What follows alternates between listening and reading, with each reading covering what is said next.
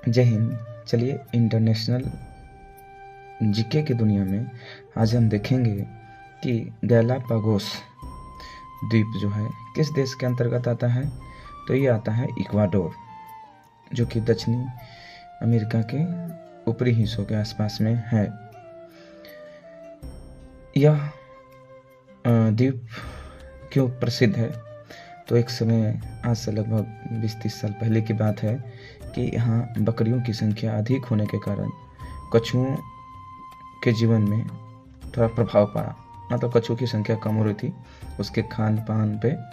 तो उसी के बचाव के लिए वहाँ की सरकार ने लगभग लाखों बकरियों की हत्याएं की। ये हत्याएं कहाँ तक सीमित है? क्या इंसान डेवलप कर जाए तो अपने निर्णय अपने खुद लेने लगे, प्रकृति पे न छोड़े?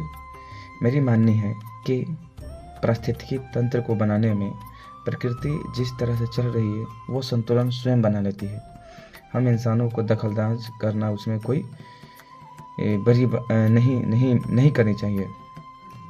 मतलब कि जिस तरह से इंसानी दिमाग अपनी स्वार्थ, अपनी सिद्धि पूरी कर रही है, वो प्रकृति को हानि पहुंचा के कर रही है।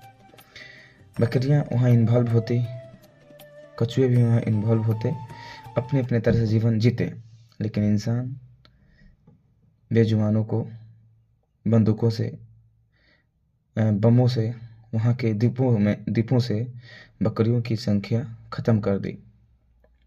आप कभी मौका मिले तो उसके इतिहास को पढ़िए।